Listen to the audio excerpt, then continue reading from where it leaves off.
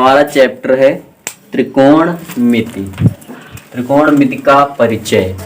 हम त्रिकोणमिति के बारे में जानेंगे।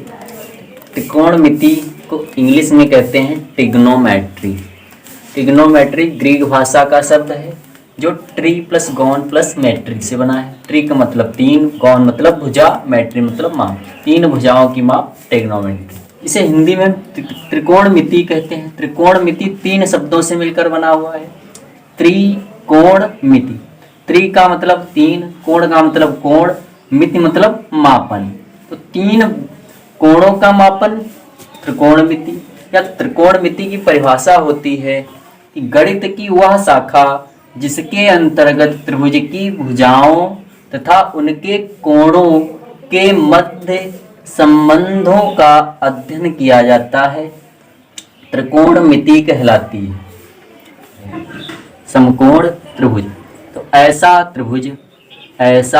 त्रिभुज जिसका एक कोण 90 अंश हो। ऐसा त्रिभुज जिसका एक कोण 90 अंश हो, या इसे हम समकोण भी कह सकते हैं। ऐसा त्रिभुज जिसका एक कोण समकोण हो, समकोण त्रिभुज कहलाता है।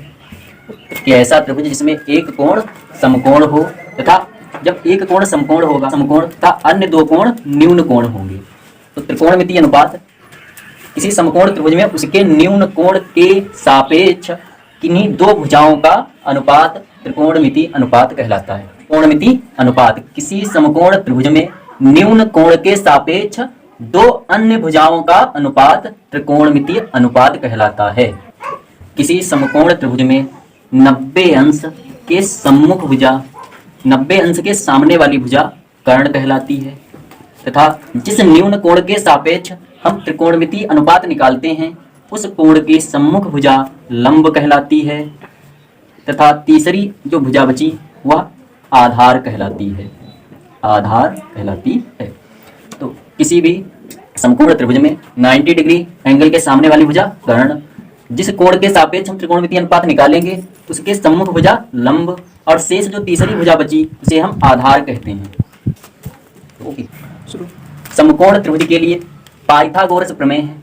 पाइथागोरस प्रमेय, पाइथागोरस प्रमेय के अनुसार कर्ण का वर्ग किसी समकोण त्रिभुज में कर्ण का वर्ग शेष दो भुजाओं के वर्गों के योग के बराबर होता है। अतः कर्ण स्क्वायर बराबर लंब का स्क्वायर प्लस आधार का स्क्वायर।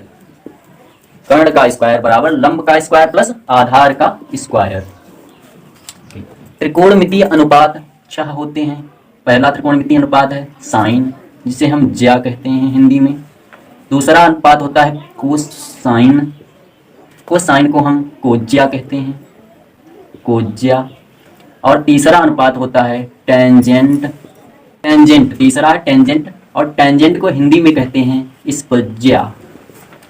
चौथा हमारा है कोटेंजेंट, कोटेंजेंट, कोटेंजेंट को कहते हैं व्युत्क्रम स्पज्या, स्पज्या।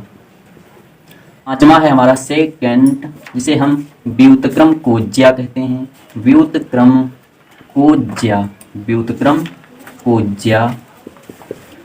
छठा है हमारा कोटेंजेंट, कोसेकेंट, जिसे हम व्युत्क्रम ज्या कहते हैं, व्युत्क्रम ज्या कहते हैं, व्युत्क्रम ज्या।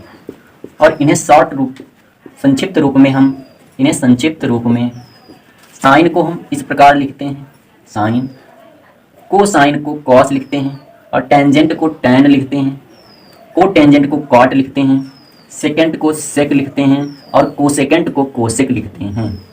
त्रिभुज ABC में हम हमारे जितने भी त्रिकोणमिति अनुपात हैं सभी को लिखेंगे, और त्रिभुज ABC में हमारा न्यून कोण थीटा हम सभी अनुपात थीटा के सापेक्ष ज्ञात करेंगे। जैसे कि पहला अनुपात हमारा था साइन थीटा, साइन थीटा बराबर लंब बटा कर्ण, साइन थीटा बराबर लंब बटा कर्ण। और कॉस थीटा बराबर आधार बटा कर्ण। आधार और कर्ण का अनुपात कॉस थीटा, साइन थीटा लंब और कर्ण का अनुपात कहलाता है।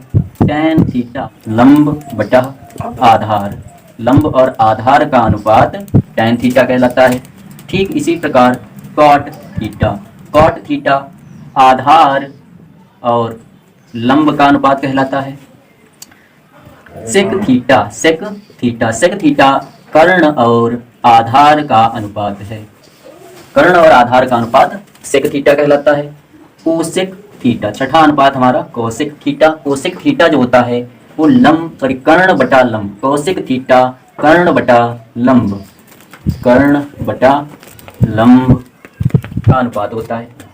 त्रिभुज एबीसी में न्यून कोण थीटा के सापेक्ष हमने साइन, कॉस, टैन, कॉट, सेक, कोसेक किन किन भुजाओं के अनुपात हैं ये देखा। इन्हें हम शॉर्ट रूप में याद करने के लिए एक ट्रिक का प्रयोग करते हैं, जिसे हम लाल बटा कक्का, लाल बटा कक्का। पहला अनुपात साइन का अनुपात होता है, दूसरा अनुपात कॉस का अनुपात होता है, तीसरा अनुपात टैन का अनुपात होता है। जब हम ऊपर से देखेंगे, इधर से इधर को जाएंगे, बाएं से दाएं को, तब पहला लंब बटा कर्ण, यल फॉर लंब, यल फॉर लंब, के फॉर कर्ण और ए फॉर आधार, आधार। यल का मतलब लंब होगा, के का मतलब कर्ण और ए का मतलब आधार। पहला अनुपात साइन थीटा के लिए होगा, तो साइन के लिए लंब बटा कर्ण। दूसरा होगा कॉस के लिए, कॉस के लिए आधार बटा कर्ण। तीसरा टैन के लिए होगा और टैन के लिए लंब बटा आधार। ठीक इसी प्रकार जब हम नीचे से इन्हें देखेंगे तो जस्ट इनके विपरीत, पहला कर्ण बटा लंब जो कि हमारा होता है कोसेक का, कोसेक का, और दूसरा कर्ण बटा आधार जो कि होता है सेक का, और तीसरा आधार बटा लंब, आधार बटा लंब जो होता है वो कॉट का। तो हम इन्हें ट्रिक से भी याद रख सकते हैं। साइन थीटा गुणा कोसेक थीटा बराबर, साइन थीटा का मान, साइन थीटा का मान होता है लंब बटा कर्ण, लंब बटा कर्ण, और कोसेक थीटा का मान होता है कर्ण बटा लंब। तो साइन थीटा का मान गुणा कोसेक थीटा, कोसेक थीटा का मान कर्ण बटा लंब, कर्ण बटा लंब। चूंकि दोनों गुणे में है, ये लंब अंश में है, ये हर में कैंसल, ये कर्ण हर में, ये अंश में कैंसल। तो साइन थीटा गुणा गुणा कोसेक थीटा बराबर 1। इस प्रकार साइन थीटा बराबर कोसेक थीटा का पक्षांतर करेंगे, पक्षांतर करने पर कोसेक थीटा 1 के बटे में जाएगा, तो साइन थीटा बराबर 1 बटा कोसेक थीटा।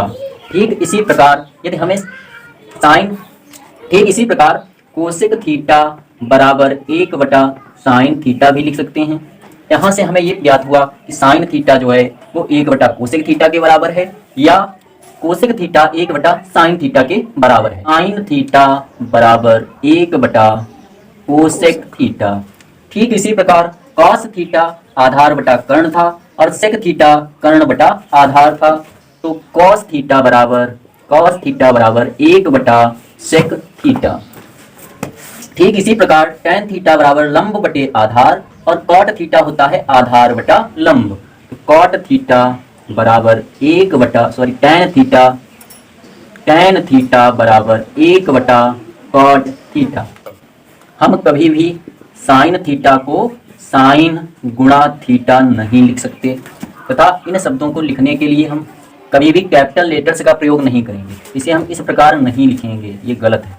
और टैन, इन शब्दों का प्रयोग नहीं करेंगे, ये हमेशा स्मॉल लेटर्स में लिखे जाते हैं, तो इन्हें हमेशा साइन थीटा इस प्रकार, कॉस थीटा हमेशा इस प्रकार, अन्य भी इसी प्रकार लिखेंगे, इन्हें कभी कैपिटल लेटर में नहीं लिखेंगे।